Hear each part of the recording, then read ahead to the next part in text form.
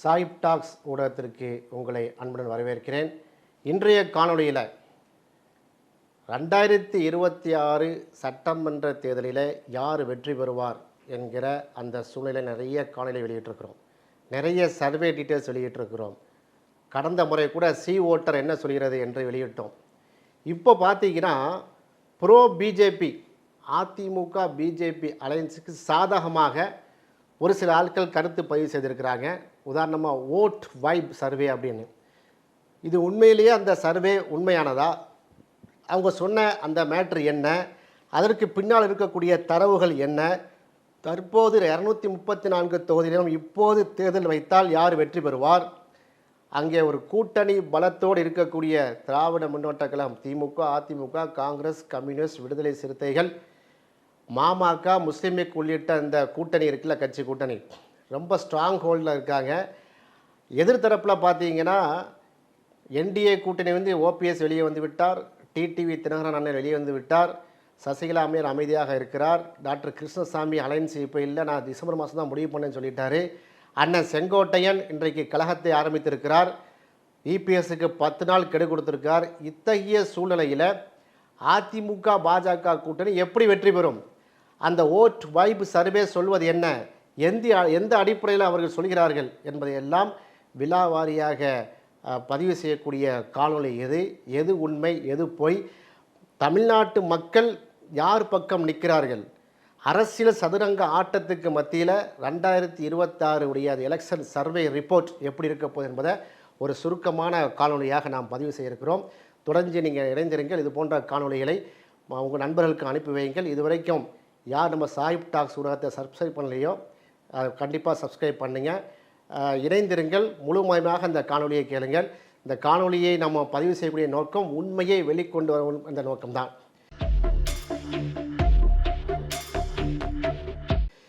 அக்னி news அப்படிங்கிற ஒரு think tank அமைப்பு, சர்வே அமைப்பு, அவங்க என்ன செஞ்சாங்கன்னா ஒரு சர்வே வெளியிட்டிருக்காங்க. அதை என்ன சொல்கிறாங்க, 49% of respondents are satisfied with CM MK Stalin government. நாங்கள் சர்வே எடுத்ததில் 234 சர்வே எடுத்ததில் 49% மக்கள் ஸ்டாலினை சூப்பரான ஆட்சி அப்படின்னு சொல்கிறாங்க. 17% சம்வாட் சாட்டிஸ்ஃபைட், 17% மக்கள் ஏதோ பரவாயில்ல அப்படின்னு சொல்கிறாங்க. ஸோ 49 + 17 கிட்டத்தட்ட பார்த்தா 66%, 66% மக்கள் ஸ்டாலினுக்கு ஒரு க்ளீன் சீட்டு தான் கொடுக்குறாங்க. 34%, 34% மக்கள் என்ன செய்கிறாங்கன்னா டிஸ்சாட்டிஸ்ஃபைடு, இந்த ஆட்சி சரியில்லைன்னு சொல்கிறாங்க. அந்த 34% யாரெல்லாம்னா தாவேகா விஜய் கட்சி, நாம் தமிழர் கட்சி சீமான், அதிமுக பாஜக, இந்த எவ்வளவும் சேர்ந்து 34. இந்த 34 நீங்கள் வந்து ஒரு 10 சீமானுக்கும் தாவேக்காக்கும் போட்டுட்டிங்கன்னா வெறும் 14% தான் பிஜேபி அதிமுக கூட்டணி. இதை ஏன் நான் சொல்கிறேன்னு சொன்னால், ஓட்டு வைப் உடைய சர்வே நீங்கள் புரிந்து கொள்வதற்கு முன்னால் ஓட்டு வைப் மாதிரியே அக்னி நியூஸ் சொல்லக்கூடிய 2 பேரும் சேர்ந்தான் பண்ணுறாங்க. அக்னி நியூஸுடைய அப்சர்வேஷன் இப்படி இருக்கிறது. 49% ஸ்டாலின் சூப்பர், இந்த திமுக ஆட்சி சூப்பர் ஆட்சிங்கிறாங்க. 17% பரவாயில்லப்பா, இன்னொரு தடவை என்ன செய்யலாம், ஸ்டாலினுக்கு வாய்ப்பு கொடுக்கலாம் என்று சொல்கிறார்கள். இப்போ ரெண்டையும் கூட்டம்னா 66%. இப்போ யார் வந்து ஆட்சியை பிடிப்பா, யார் ஆட்சி? இது வந்து ஒரு மனக்கணக்காக பாருங்கள். இது சொல்வதால் வந்து திமுக செம்பு, திமுகவுக்கு முட்டு கொடுக்குறாங்க அப்படி இல்லை. நமக்கு திமுகவுக்கு சம்மந்தமே கிடையாது. ஸ்டாலினுடைய ஆட்சியில் பிரச்சனைன்னு சொல்லுவோம். சட்ட ஒழுங்கு சீர்குலைந்து இருக்கிறது. அது நானே முதலமைச்சராக இருந்தாலும் நீங்கள் முதலமைச்சராக இருந்தாலும் அதை என்ன செய்ய முடியாது. திருட்டு நடந்துட்டு தான் இருக்கும், கொள்ளை நடந்துகிட்டு தான் இருக்கும், கொலை நடந்துகிட்டு தான். அது குறைக்கணும், அது குறைக்க நடவடிக்கை எடுக்கணும். ஆட்சியில் வந்து இந்த மாதிரியான காவல்துறை அட்ராசிட்டிஸ் இருக்குது. ஆமாம் இருக்குது. அது அதிமுக ஆட்சியிலையும் இருந்துச்சு, திமுக ஆட்சியிலையும் இருக்குது. காட்சிகள் மாறலை, ஆனால் ஆட்சி மாறிக்கொண்டிருக்கிறது. இதான் சொல்லுகிறோம். ஆனால் இதை வைத்துக்கொண்டு மோசமான ஆட்சி சொல்ல முடியுமா? மாநில சுயாட்சியை தூக்கி நிறுத்தக்கூடிய ஆட்சின்னு சொல்லலாமல், கல்வியில் வந்து சிறந்து மேலங்கக்கூடிய ஆட்சின்னு சொல்லலாமல், ஊழல் இருக்கா? ஆமாம் இருக்குது. அமைச்சர்கள் மீது, திமுக அமைச்சர்கள் மீது ஊழல் வழக்கே இருக்கிறது. அது சொல்வதற்கு நமக்கு என்ன பயம், என்ன மூடி மறைச்சி என்ன சொல்கிறோம்? அதிமுக இருக்கும்போது இருந்துச்சு, திமுக இருக்கும்போது இருக்கிறது. ஊழல் ஒழிக்கப்பட வேண்டும். ஊழல்ங்கிற அம்சத்தை மட்டும் வைத்துக்கொண்டு நாங்கள் திமுகவை ஒழிக்கிறோம், திமுக எதிர்த்து கருத்து பதிவு செய்கிறோம், ஸ்டாலின் வரக்கூடாது. இப்போ யார் வரணும் கேட்டேன். அமித்ஷா வச்சிருமா? அப்போ இது எல்லாம் இந்த வாதங்களுக்கெல்லாம் பதில் சொல்லக்கூடிய அளவுக்கு தான் இது இருக்கிறது. அதுபோல் பார்த்தீங்கன்னா, if election were held now, இப்போ எலெக்ஷன் வைத்தாங்கன்னா, DMK led alliance is projected to win 164 seat. திமுக தலைமையில் இருக்கக்கூடிய யூபிஏ அணி தான் வந்து 164, இந்தியா பிளாக் வந்து 164 சீட்டுகளை பெற்று பெரும்பான்மை பெற்று ஆட்சி அமைக்கும். வைல் ஏஏடிஎம்கே லெட், அஇஅதிமுக உடைய அலையன்ஸு இப்போ பாஜக அதிமுக எல்லாம் சேர்ந்து எவ்வளோ எடுக்க போகிறாங்கன்னா 70 சீட் எடுத்து எதிர்க்கட்சியாக உட்கார போகிறாங்க. இதுதான் அக்னி நியூஸ் சொன்னது. ஓட்டு வாய்ப்பு என்ன சொல்கிறாங்கன்னா, திமுகவுடைய அலையன்ஸ் வந்து 37%, அதிமுக பிஜேபி 32%, 2 பேருக்கு இடையில் வந்து 5% தான் இருக்கிறது அப்படின்ட்டு சொல்கிறாங்க. ஸ்ட்ராங் ஆன்டி இன்கம்பன்சி சென்டிமெண்ட், அரசாங்கத்துக்கு எதிராக அதிருப்தி நிலவுறது. 40% of reported high to very high anti incumbency. 41% மக்கள் வந்து அதிருப்தியில் இருக்கிறாங்க. 31% ப்ரோ இன்கம்பன்சி, 31% தான் வந்து ஆட்சிக்கு சாதகமாக இருக்கிறான்னு அப்படியே நீங்கள் சி ஓட்டர், என்டிடிவி எல்லாத்துக்கும் எதிராக, அக்னி நியூஸ் எல்லாத்துக்கும் எதிரான ஒரு ஒரு கருத்தை ஓட்டு வாய்ப்பு சொல்லியிருக்கிறாங்க. ஆனால் உண்மை நிலை அப்படி இல்லை. ஆன்டி இன்கம்பன்சி இருக்கிறது, ப்ரோ இன்கம்பன்சி இருக்கிறது. 2-5% கண்டிப்பாக இருக்கும். ஒவ்வொரு ஆட்சி காலத்தில் நீங்கள் வந்து கேரளாவில் பார்த்தீங்கன்னா சிறப்பாக தெரியும். அது காங்கிரஸ் 5 வருஷம் அளவிடுவாங்க. அப்படி காங்கிரஸ் என்ன செஞ்சாலும் சரி அப்படி மாற்றி குத்துவாங்க. எதுக்கு ஓட்டு போடுவாங்க? கம்யூனிஸ்ட் பார்ட்டிக்கு. இது கேரளாவில் அப்பட்டமாக தெரியும். அதுபோல தான் தமிழ்நாடும் இருந்திருக்கிறது. ஆனால் இந்த முறை பார்த்தீங்கன்னா எதிர்க்கட்சி ஒரு கூட்டணியில் இல்லை. இது நான் மட்டும் சொல்லலை, திருமாவளவன் அவர்கள் தெளிவாக சொல்லியிருந்தார். எதிர்க்கட்சி கூட்டணி வந்து பார்த்தீங்கன்னா no unity in opposition, DMK alliance will win 2026 poll. Thirumavalavan வந்து அவ்வளோ தெளிவாக எழுச்சி தமிழ் சொன்னார். அங்கே தேசிய ஊடகத்தில் வந்து வருது என்னென்னா, பிஎம்கே வந்து அந்த என்டிஏ அலையன்ஸில் இருந்தாங்க. இப்போ அவங்க வந்து என்ன செய்யுது, அவங்களுடைய கிளாரிஃபையே பண்ணலை. இப்போ அவங்க இருக்கிறாங்களா இல்லையான்னு தெரியலை. Nobody knows that what DMDK, அதாவது கேப்டன் விஜயகாந்த் கட்சியுடைய ஸ்டாண்ட் என்ன, அவங்க என்டிஏல இருக்கிறாங்களா இல்லையா கிளியாக தெரிய மாட்டிருக்கு. விஜய் வந்து என்ன ஸ்டாண்ட் எடுக்க போகிறாரு ஒன்றும் தெரியல. தனியாக நிற்க போகிறாரா, கூட்டணி நிற்க போகிறாரா தெரியல. அவர் ஆட்சியில் பங்கு அதிகாரத்தின் பங்குங்கிறாரு, அவருடைய பங்கு என்னன்னு தெரியலை. அப்போது இதுக்கு மத்தியில் நிறைய பிரச்சனை. ஆப்போசிஷனில் இபிஎஸ் ஓபிஎஸ் பயங்கரமாக பிரச்சனை இருக்குது. அப்போது யூனிட்டியாக இல்லை, ஆப்போசிஷன் பார்ட்டி யூனிட்டியாக இல்லை, எப்படி நீங்கள் வெற்றி பெறுவீங்க என்று திருமாவளவன் அவர்கள் வந்து கேள்வி கேட்டிருக்கிறாரு. இந்த மத்தியில் தான் அந்த ஓட் வைப் சர்வே வந்து சொல்லுது. அவங்க என்ன சொல்கிறாங்க,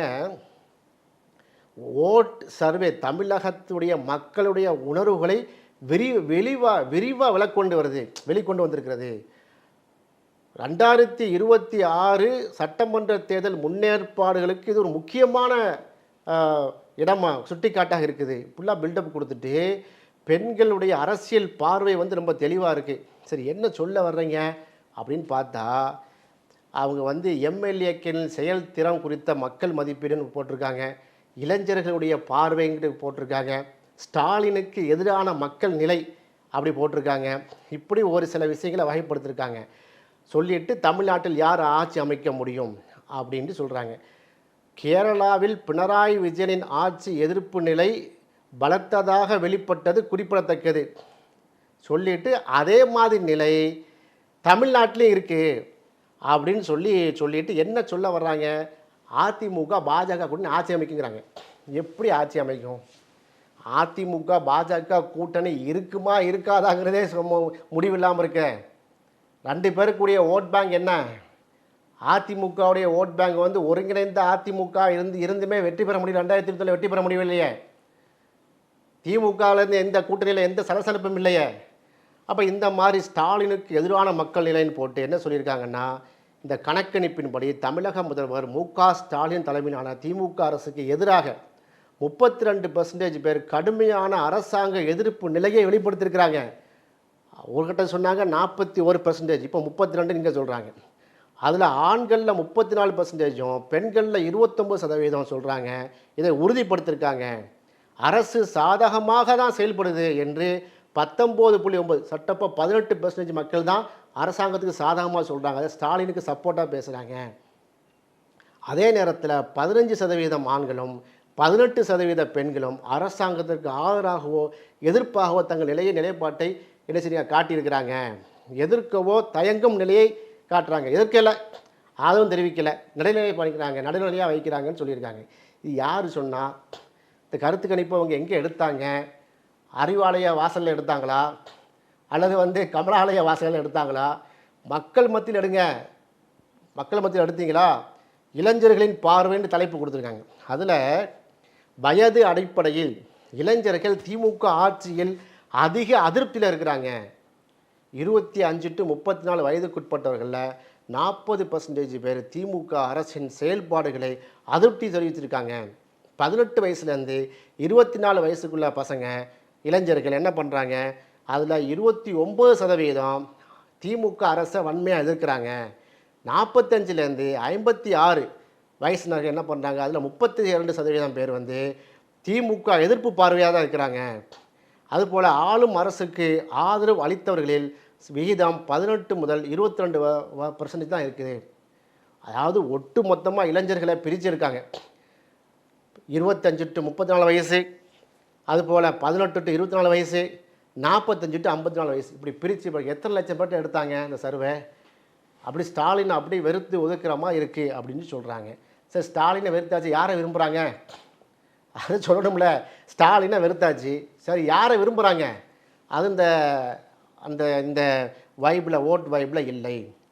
எம்எல்ஏக்களின் செயல்திறன் குறித்த மதிப்பீடு அப்படி போட்டிருக்காங்க. கருத்து கணிப்பின்படி ஆளும் அரசின் எம்எல்ஏக்கள் தங்களுடைய தொகுதிகளில் குறைவான செயல்திறனை காமிக்கிறார்கள் என்று 38.9% பேர் தெரிவித்திருக்காங்க. ஆண்களில் 42%, பெண்களில் 36% சொல்லியிருக்கிறாங்க. எங்கே சொன்னாங்க? எந்தெந்த எம்எல்ஏ லிஸ்ட்டு போடணுமா இல்லையா? லிஸ்ட்டு போடணுமா? இந்தந்த தொகுதியில் இந்தந்த எம்எல்ஏ கேட்டிருக்கிறோம். சவுத்தில் இப்போ பார்த்தீங்கன்னா கன்னியாகுமரி, திருநெல்வேலி, தென்காசி, தூத்துக்குடி, விருதுநகர், தேனி, இப்படி ஒரு கிட்டத்தட்ட ஒரு 42 தொகுதி இருக்குது. மதுரைக்கு கீழே போட்டு பார்த்தீங்கன்னா ஒரு 56 தொகுதி இருக்குது. 56 தொகுதிகளில் உள்ள எம்எல்ஏக்களை நாங்கள் பார்த்தோம். அந்த எம்எல்ஏக்களில் திமுக எம்எல்ஏக்கள் அதிருப்தி இப்படி இருக்கிறது, அதிமுக எம்எல்ஏ இவ்வளோ பேர் இருக்காங்க, அவங்களுடைய அதிருப்தி இப்படி இருக்குது. இப்படிலாம் நீங்கள் போடணும். ஒரு நடுநிலையான ஒரு கருத்து கணிப்பை வெளியிட்டால் இப்படி தான் சொல்லியிருக்க வேண்டும். அப்படி சொல்லலை. 48% பேர் அதிருப்தியை வெளிப்படுத்திருக்கிறாங்கன்னு போட்டிருக்காங்க. பொத்தாம்பது. அப்போ இதில் என்ன தெரியுதா இல்லையா? இது ஒரு ஃபேக்காக என்ன செய்கிறாங்க? இதை ஒரு கருத்து திணிப்பை வெளியிடுறாங்க. இது கருத்து கணிப்பு மாதிரி தெரியவில்லை. அடுத்து பார்த்தீங்கன்னா, எதிர்வரும் ஆட்சி யாருடையது? இதுதான் பெரிய தமாசுங்க. திமுக மீதான ஆதரவை பெண்கள் அதிகம் காட்டியுள்ளார்கள். பெண்கள் திமுக தான் அதிகமாக விரும்புகிறாங்களாம். 41% பெண்களும் 33% ஆண்களும் திமுக ஆட்சிக்கு மீண்டும் வர வேண்டும் என்று சொல்கிறார்கள். பெண்கள் 41%, ஆண்கள் 33%. மீது உள்ள பெர்சன்டேஜ் என்ன சொல்லலை. அதிமுகவுக்கு 28% பெண்களும் 36% ஆண்களும் கருத்து தெரிவித்திருக்காங்க. தமிழக வெற்றி கழகத்திற்கு, யாருக்கு? விஜய்க்கு. தமிழ்நாடு வெற்றி கழகத்திற்கு 13% ஆண்களும் பெண்களும் 11% ஆண்களும் கருத்து தெரிவித்திருக்காங்க. இப்படி வெளியிட்டு இப்போ சரி, இப்போ சீமானுக்கு என்ன கருத்து? சீமா பட்டியலே வரவில்லையே, என்ன கதை? ஒதுக்கி விட்டுட்டீங்களா? சரி, அதிமுக தான் சொல்கிறீங்க. அதிமுகவுடைய கூட்டணியில் இருக்கக்கூடிய பாஜகவுக்கு எதுவும் இருக்கா? அதில் ஒன்று அதில் இல்லை. அதிமுக கூட்டணினா யார்? ஓபிஎஸ், டிடிவி தினகரன், சசிகலாலாம் அவங்க எங்கே வர்றாங்க? இல்லை. அதுக்கு போட்டு இப்போ பாருங்கள், ஒரு விஷமத்தனமான ஒரு டைட்டிலுங்க. கருத்து கணிப்பை வெளியிடலாம், அது சில ப்ளஸ் அண்ட் மைனஸ் இருக்க தான் செய்யணும். ஒரு 10% பக்ஸ் இருக்கக்கூடிய வாய்ப்பு இருக்குது. மனுஷனுடைய கெஸ் தானே, தவறாக கூட போயிடலாம். ஆனால் ஒட்டு மொத்தமாக இப்படி சொல்லக்கூடாதுங்க. எப்படி? அதிமுக பாஜக கூட்டணிக்கு தான் மக்கள் விரும்பி வாக்களிக்க போகிறாங்க அப்படின்ட்டு ஆட்சி மாற்றம் வரப்போகுதுன்னு சொல்லி இப்போ எழுதுறீங்கன்னா தரவுகள் எங்கே? டேட்டா எங்கே இருக்கிறது? அப்போ இதுக்கு நாங்கள் எதிர்க்க சொல்லணுமா வேணாமா? உண்மை நிலையை வெளிப்படுத்தணுமா வேணாமாங்க?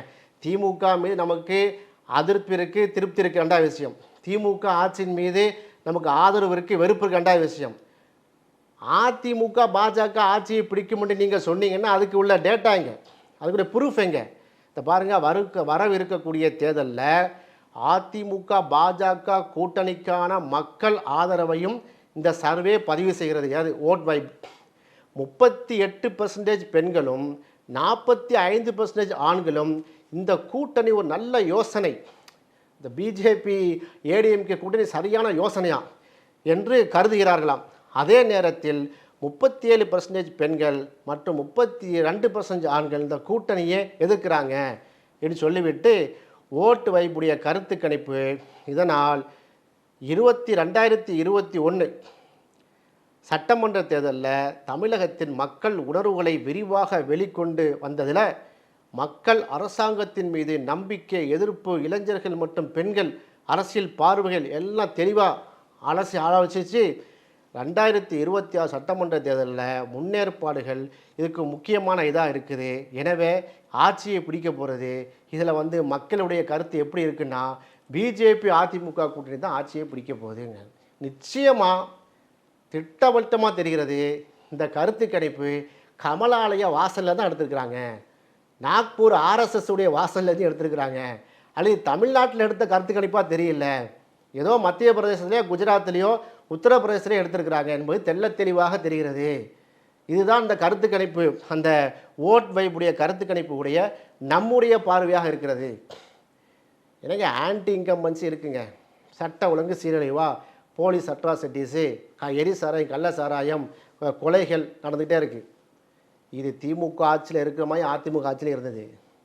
இதை வைத்துக்கொண்டு உடனே அதிமுக ஆட்சி பிடிக்கும்னா ஓட் பேங்க் எங்கே இருக்கிறது?